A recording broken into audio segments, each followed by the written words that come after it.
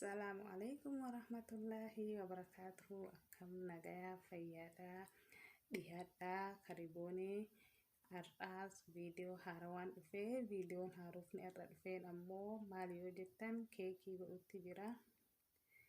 Keekii tana akka itti godhu isin agarsiisa, na waliin tura. Waan na barbaachisu hunda asitti qopheeffadhee jira. Killee, harcee, baking powder, waan maraa takka takkaan isin agarsiisa. Asitti killee 3 qaba.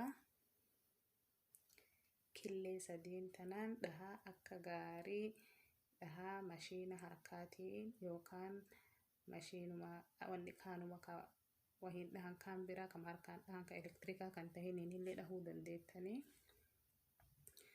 Akka gaarii dhahamuu qabdi killeen. Amma deebi'ee zayitii itti naqadha.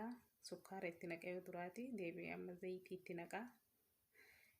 Maraa akkasitti waliin dhahee booda akka gaarii dhahamuu qabdi. Deebi'ee vanniilaa itti naqadha. Vanniilaan hedduu barbaachisaa keekiifi hafuura bareeda kennaafi.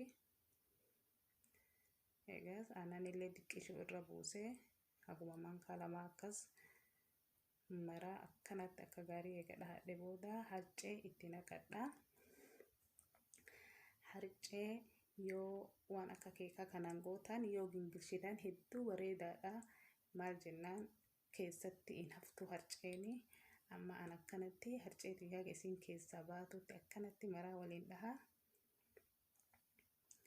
Harceen keessatti hafuu hin qabdu. Eegas akkanatti bakka lamatti addaan qoodadhe.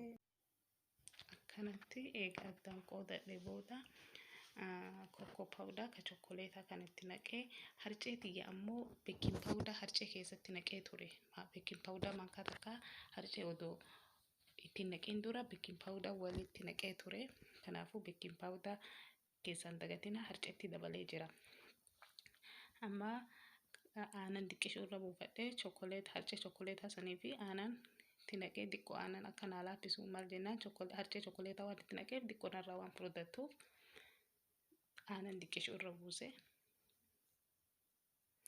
Kunoo amma kaanii fi kan chokkoleetaa illee maraa akkanatti walitti naqadha. Hedduu bareedaadha. Maraa akkanatti walitti naqadhee kalarri isaa hedduu bareeda. Walaatanis mi'aawaa bareedaadha. Warri channel kana subscribe naa gootan galatooma, hedduu galatooma isiniin jedha. Warri subscribe naan godhin illee please subscribe naa godha. Warri duraanuu maatii taatanii jirtanis notification bell san tuqaa akka wanni an posti godhu maraa isin bira dhaqqabutti.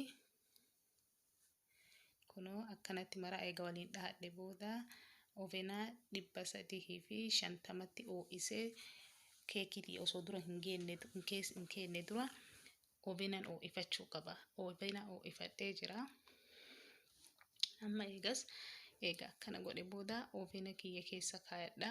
Ovena keessa kaayee daqiiqaa 25 haga daqiiqaa 30 keessatti bilchaatti.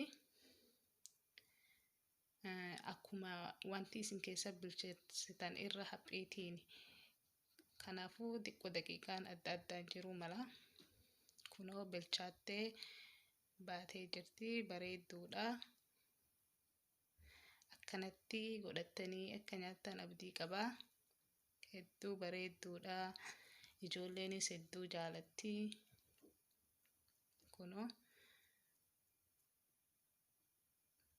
akkana jirti. Galatooma na waliin turuu keessaniif. Yeroo biraa viidiyoo biraatiin isinitti deebi'a. Haga yeroo biraa walitti deebinu nagaa keessa tura. Subscribe gochuu hin dagatinaa isiniin jedha. Kanaafuu nagaa keessanaa tura.